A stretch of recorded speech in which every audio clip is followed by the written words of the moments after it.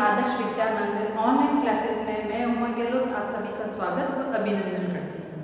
आज का हमारा टॉपिक है हर्ष का शासन प्रबंध। हर्ष, सम्राट हर्षवर्धन। हर्ष स्वयं प्रशासन की धूरी था। हर्ष प्रशासनिक व्यवस्था में व्यक्तिगत रूप से रुचि लेता था। हर्ष का व्यक्तित्व बहुत प्रभावशाली था। हर्ष बहुत परिश्रमी था। सम्राट हर्षवर्धन ने दिन को 3 भागों में बांट रखा था। पहला भाग राज्य कार्य के लिए निश्चित था। वो राज्य में जो भी कार्य होते थे अपने राजभवन में वो कार्य देखता था। दूसरा भाग यानी जब दोपहर होती थी तब वह नगरों में यात्रा करने के लिए जाता था। अगर किसी व्यक्ति से कोई त्रुटि होती थी तो सम्राट हर्षवर्धन स्वयं उसके पास में जाते थे, उससे बातचीत करते थे, समस्या का समाधान निकालने का प्रयास करते थे। दिन का तीसरा भाग वे गांव में जाते थे। जैसे ही गांव वालों को पता चलता था कि सम्राट हर्षवर्धन पधारे हैं तो गांव के सभी लोग जहाँ पर सम्राट हर्षवर्धन ठहरे हुए हैं वहाँ पे सभी लोग इकट्ठा हो जाते थे, उनके पास में आते थे, अपनी समस्या उनके समक्ष प्रस्तुत करते थे। हर्षवर्धन उनकी समस्याओं को समाधान निकालने का प्रयास करते थे। गांव का जो प्रशासन होता था वह गांव के मुखिया के हाथ में होता था। गांव के मुखिया को हर प्रकार का निर्णय लेने की पूर्णपेण स्वतंत्रता उन्हें प्राप्त थी। हर्षवर्धन जो थे वे राज्य कार्य और नगर स्तर तक का शासन संचालित करते थे। इस प्रकार केंद्र सरकार और ग्राम सभाओं के मध्य क्या था? परस्पर पर्याप्त सहयोग था। चलिए आज हमारा पहला पॉइंट है मंत्री परिषद। मंत्री परिषद क्या थी हर्ष के साम्राज्य में? मंत्री परिषद का निर्माण मुख्यमंत्री बंडी ने किया था। जब हर्ष के बड़े भाई थे राज्यवर्धन, उनकी मृत्यु हो गई थी तो उनकी मृत्यु के पश्चात राज सिंहासन, जो बड़ा सिंहासन होता है जिस पर राजा बैठता है, वो रिक्त हो गया, वो खाली हो गया। अब उसमें बैठेगा कौन? तब मुख्यमंत्री बंडी ने मंत्री परिषद का निर्माण किया। कई मंत्रियों के साथ में मिलकर सम्राट हर्षवर्धन के पास में गए और उन्हें कहा कि ये जो राज सिंहासन रिक्त है आप उस सिंहासन पर विराजमान हो जाइए। जब आप इस सिंहासन पर विराजमान हो जाएंगे तो प्रजा को एक श्रेष्ठ राजा मिल जाएगा। सभी मंत्रियों ने हर्ष से अनुरोध किया तो हर्षवर्धन ने सम्राट बनने का यह प्रस्ताव सहर्ष स्वीकार कर लिया और उन्होंने राज सिंहासन के इस खाली पद को भर दिया था। तो इस प्रकार मुख्यमंत्री बंडी के प्रयासों से ही मंत्री परिषद का निर्माण हुआ। मंत्री परिषद को राजा चुनने में स्वतंत्रता प्राप्त होती है और विदेश नीति में भी काफी कुछ कहने का अधिकार मंत्री परिषद को होता है। दूसरा पॉइंट आता है सचिवालय। राजधानी में एक सुव्यवस्थित सचिवालय था। हर्ष के दरबारी कवि कौन थे? बाणभट्ट थे। बाणभट्ट ने अवंती को विदेश मंत्री और युद्ध मंत्री बताया है। सिंहानंद को उन्होंने हर्ष का सेनापति बताया है। कुंतल को घुड़ सेना का अधिकारी बताया है।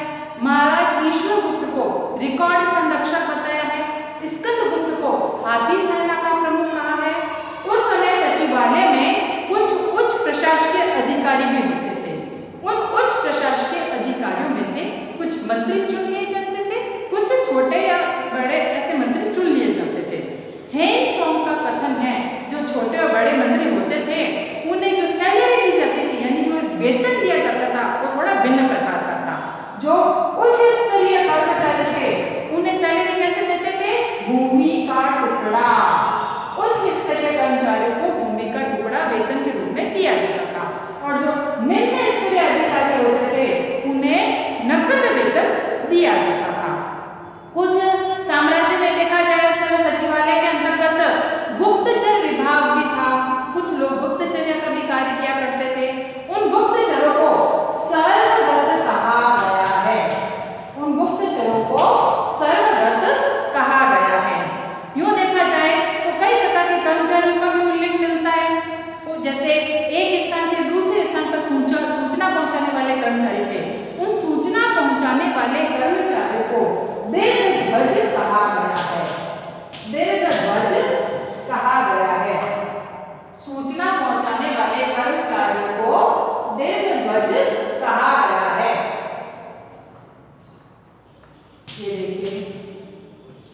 दीर्घ ध्वज सूचना पहुंचाने वाले कर्मचारियों को कहते थे। तीसरा पॉइंट आता है सेना। हर्ष के साम्राज्य में सेना के 3 भाग थे। कौन कौन सी सेना थी? देखिए, हाथी वाले सैनिक थे, घोड़े वाले सैनिक थे और पैदल सैनिक थे। कौन कौन से थे? सेना के 3 भाग थे। कौन कौन से? हाथी वाले, घोड़े वाले, पैदल सैनिक थे। हाथी वाले सैनिकों की संख्या 5000 थी, घोड़े वाले सैनिकों की संख्या 2000 थी और पैदल सैनिकों की संख्या भी 5000 थी। हाथी वाले सैनिकों को पहले तो सेना की संख्या भी कम थी, तो हर्ष ने सोचा इतने कम सैनिकों से क्या हो सकता है, मुझे अपनी सेना का बड़ा निर्माण करना पड़ेगा। तो सबसे पहले मुझे सेना की संख्या बढ़ानी पड़ेगी। तो हर्षवर्धन ने क्या किया? धीरे धीरे अपने सैनिकों की संख्या बढ़ाने का प्रयास किया। अब उनके पास में जो हाथी वाले सैनिक थे वे हो गए 60,000, घोड़े वाले सैनिक थे वे हो गए 1 लाख और जो पैदल सैनिक थे उनकी संख्या अनगिनत थी, यानी गिन भी नहीं सकते कि वे कितने थे। तो इस प्रकार उन्होंने अपने सेनाओं की संख्या में बढ़ोतरी कर ली। अब इन सेनाओं को क्या कहते थे? हाथी वाले सैनिकों को कहते थे चाट या भाट, घोड़े वाले सैनिकों को कहते थे बृहदेश्वर, घोड़े वाले सैनिकों को बृहदेश्वर कहते थे और पैदल सैनिकों को कहते थे महाबलाधिकृत, महाबलाधिकृत।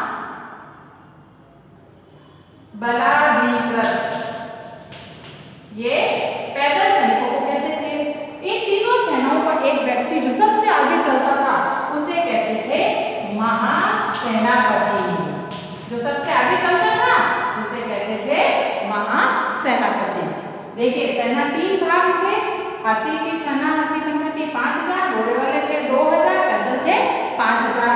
फिर सेना में बढ़ोतरी कर दी तो हाथी वाले सैनिकों की संख्या हो गई 60,000, घोड़े वाले हो गई 1 लाख और पैदल सैनिकों की संख्या अनगिनत थी।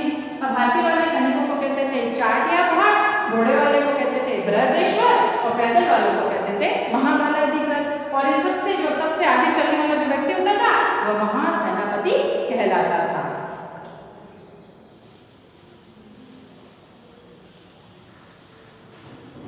अब आगे साम्राज्य के भाग। साम्राज्य के 3 भाग थे। कैसे? पहला भुक्ति, दूसरा विषय और तीसरा होता था ग्राम।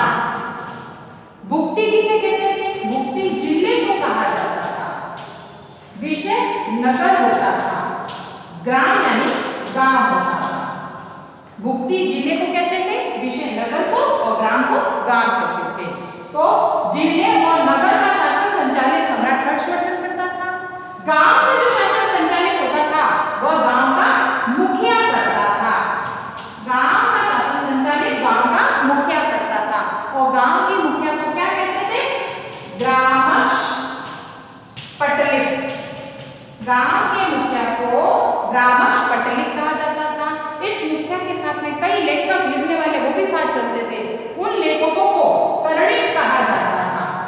उन लेखकों को कर्णिक कहा जाता था। ये साम्राज्य के भाग थे, भुक्ति, विषय और ग्राम। अगला पॉइंट हमारा कर। 3 प्रकार के करों का उल्लेख मिलता है। कौन कौन से? एक तो होता था कर भाग, दूसरा होता था हिरण्य और तीसरा होता था बलि। भाग एक प्रकार से भूमि कर था जो पदार्थ रूप में दिया जाता था। जैसे किसान फसल उत्पादित करता है, फसल का 1/6 भाग राजा को कर के रूप में देता था। फिर आता हिरण्य। हिरण्य कर व्यापारी दिया करते थे। हिरण्य कर व्यापारी दिया करते थे। व्यापारी क्या करते थे? एक स्थान से दूसरे स्थान पर व्यापार करने के लिए जाते थे। जो भी सामान खरीद के लाते थे वो नाव में लाद कर लाया करते थे, यानी जो पानी में चलने वाली नाव होती है उस नाव में डालकर ही सारा सामान लाया करते थे। तो राजा क्या करता था? उन व्यापारी से जिस नाव में सामान डालकर लाए हैं तो उनसे नाव पर भी लिया जाता था और जो जो सामान लाए हैं वो सामान तोलकर उन सामानों का भी कर लिया जाता था। उसे हिरण्य कर कहा गया है। अब आया है बलि कर। बलि कर भी किसान ही दिया करते थे। कई बार होता था कि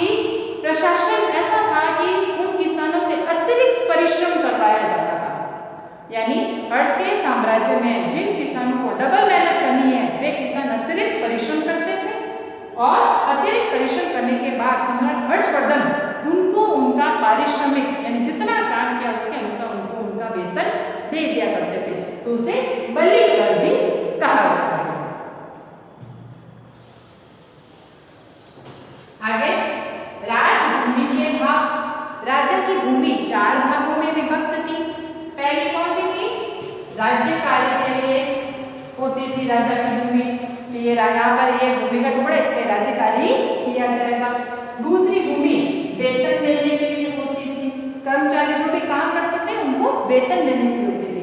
तीसरी भूमि पुरस्कार देने के लिए होती थी और चौथी भूमि दान देने के लिए होती थी, यानी धार्मिक संप्रदाय में जो दान देने की व्यवस्था है वह भूमि का टुकड़ा दान देने के लिए रख दिया जाता था। तो इस प्रकार भूमि के 4 भाग थे। पहला राज्य कार्य के लिए, दूसरा वेतन देने के लिए, तीसरा पुरस्कार देने के लिए, चौथा दान देने के लिए होती थी।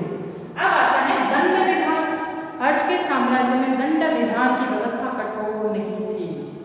बिल्कुल भी अपराध और अन्य प्रकार के चोरी वगैरह, किसी की हत्या वगैरह से मामले नहीं होते थे। अपराध होते थे तो बहुत कम होते थे।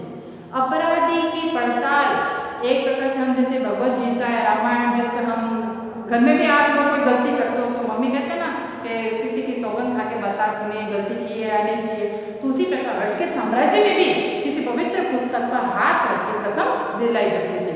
या जल परीक्षा, यानी जैसे हम गंगा जल हाथ में लेकर सौगंध खाते हैं, उसी प्रकार उस समय भी हाथ में जल डालकर, पवित्र गंगा जल डालकर उनसे सौगंध दिलाई जाती थी।